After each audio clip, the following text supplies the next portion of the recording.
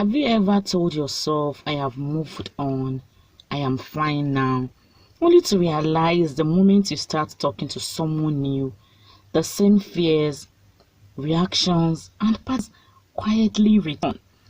You are smiling again, you are open again, but deep down, something still feels unsettled. So let me ask you, are you truly healed, or have you just been distracted? Welcome to Before I Do Dialogues, where we go beyond surface level love and address the inner work required for healthy, lasting relationships. Today's conversation is one many avoid, but it changes everything. Emotional baggage or life experience. How do you know the difference?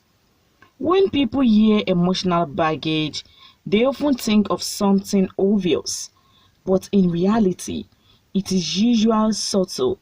Emotional baggage in relationships does not always announce itself loudly.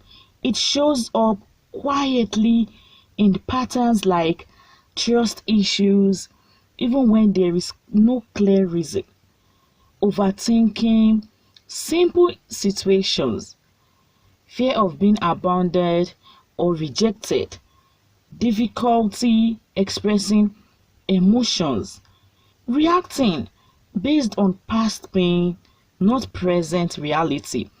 You may think that is just how I am, but often that is not who you are. It is what you have been through. Unhealed experiences don't disappear, they reappear in how you relate, respond, and connect.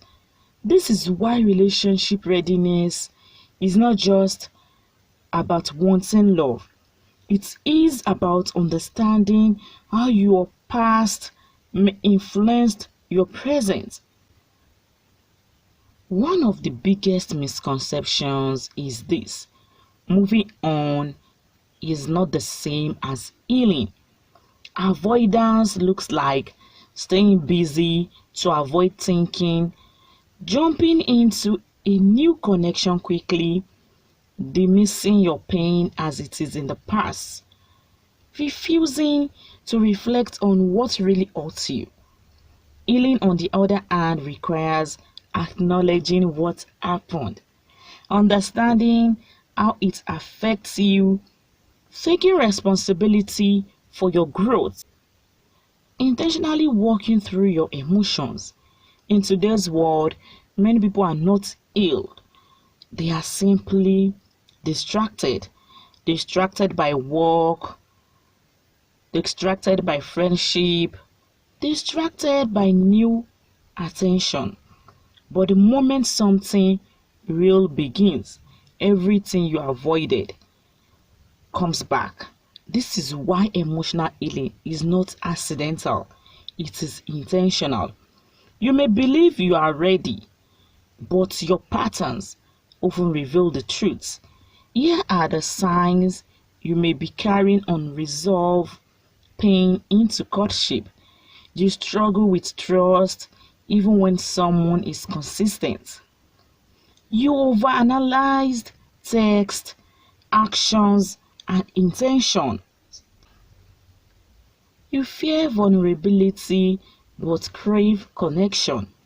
You push people away when things start getting serious. You depend heavily on reassurance to feel secure.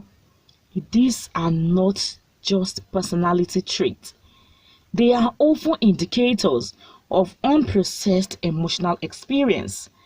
This is where self-awareness in courting becomes essential, because without awareness, you may misjudge someone who is genuine. Attract what feels familiar, not what is oldie. Sabotage something good without realizing it, and then say, why does this keep happening to me? This is the common belief. Give it time, you will heal. But time alone does not heal. What you do with that time is what heals. You can go years without addressing your pain and still react the same way when triggered.